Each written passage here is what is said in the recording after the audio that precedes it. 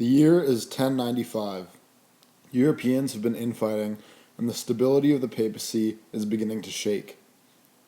Although its political power has never been stronger, the church leaders want to expand their influence further. After receiving a letter from the Byzantine Empire asking for help defending their land from the Turkish Muslims, Pope Urban II decided that he was going to launch a holy crusade in order to reclaim Christian land from the Muslims. The average European had no reason to go on this crusade, but Urban twisted people's minds into believing that if they died on this holy crusade, they would solidify their place in heaven. He also convinced noblemen that there would be riches and land for expansion in the east. It did not take long for Europe to round up knights as well as peasants who were willing to travel to Jerusalem. The cry that God willed the Christian victory became a common theme among crusaders who believed they were doing God's bidding. So, Juanito, what were the main reasons for the First Crusade? Well, when the Byzantine Empire sent a letter asking for help from the Western Church to defend Constantinople from the Muslims, Pope Urban took this as an opportunity to grow his church. Not only did he want to take back the Holy Land, but he also wanted to reclaim the Eastern Church for his own. Urban was a greedy and corrupt man, and the Crusades were a diversion from what he really wanted: more power. In July 1095, Pope Urban II organized the Council of Clermont. The point of this council was to recruit soldiers to fight in the crusade. This did not go as planned for Urban. His initial hope was to have knights fight, and not to allow women, monks, or the sick to join. However, the majority of the crusaders were peasants, with no fighting skills or talents. So, Bertie, what type of people traditionally took part in the First Crusade? Most of the people who joined the crusade were ordinary peasants. Of course, Pope Urban didn't expect this, and he didn't want this. He wanted the crusade to be run by professionals and knights. However, he did not expect the peasants to take up arms so quickly.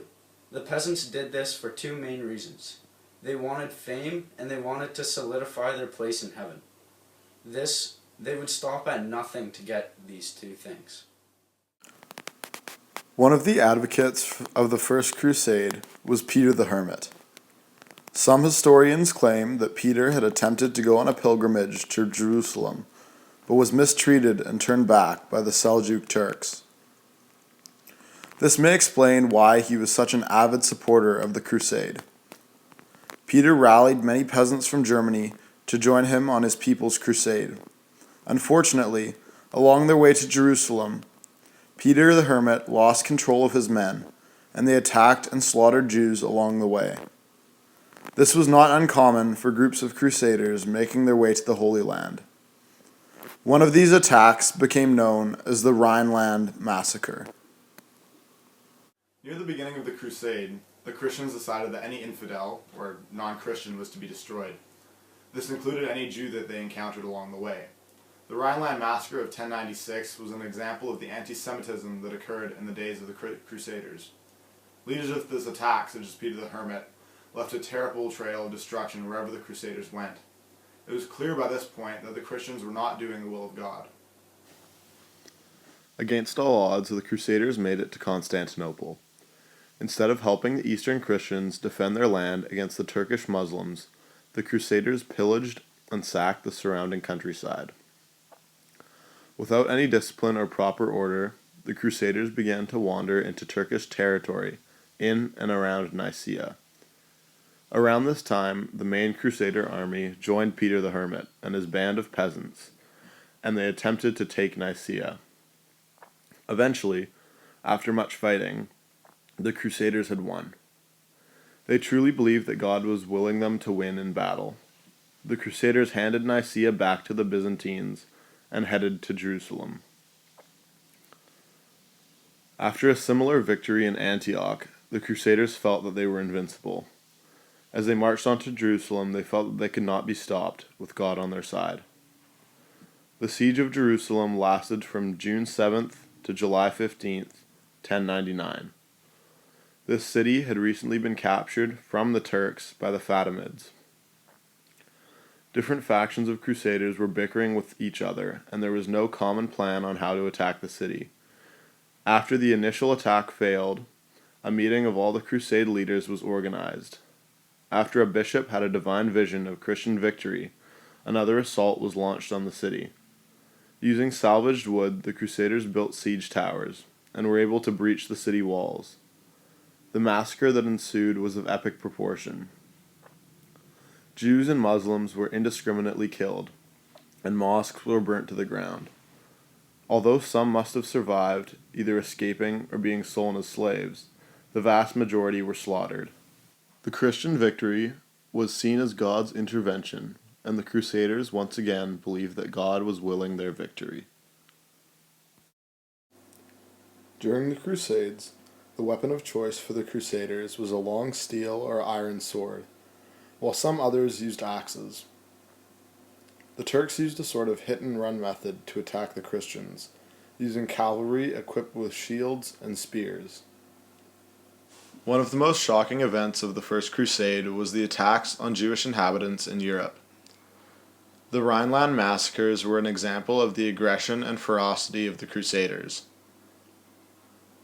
Count Emicho of Leiningen and peasants who were part of the German Crusade are marching to Jerusalem. Anti-Semitic hysteria had been stirred up by the Crusaders, and they had decided that any Jew should be killed along their way. Many bishops at the time were sheltering Jews from the bloodthirsty Crusaders, but not all of them could be hidden. The Crusaders marched on, and in cities such as Worms, the local peasants were convinced that the Jews had poisoned the local wells, and every Jew in sight was killed. One of the greatest massacres of the Jews occurred on May 18th, 1096, in Rhineland. In Rhineland, hundreds and maybe thousands of Jews were mercilessly killed by the Crusaders. Jews were slaughtered on sight, and the Christians were indiscriminate, killing women and children as well. The massacre was carried out by peasants from France and Germany. They followed leaders such as Peter the Hermit and Count Emicho. It was documented that there were some Jewish families who killed their own children to save them from the wrath of the Crusaders. This fear and panic was so severe that Jewish communities were forced to kill themselves. Other sources say that a chief rabbi killed himself in anticipation of being captured by the Christians. It is impossible to imagine what was going through the minds of these Jewish families as they witnessed the Crusaders sweep across their land, destroying everything and everyone in sight. Elijah, Abraham, come here now.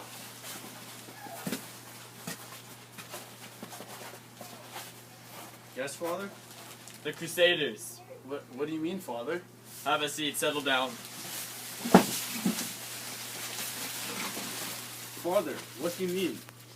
The Crusaders. They're coming. And if they find us, they're going to slaughter us. Let us sit down and enjoy our meal while we have some time left. Yes, Father. In this depiction, a Jewish father poisons his children's food before killing them, to save them from the horrors of the Crusaders.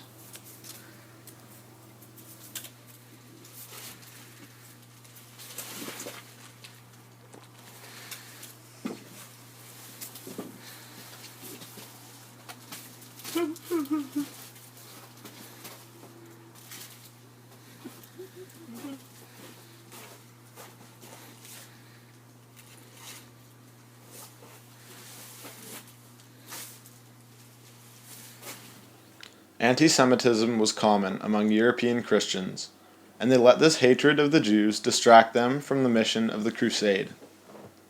Leaders like Godfrey of Bouillon decided that it was their duty to eliminate infidels in Jerusalem and at home in Europe.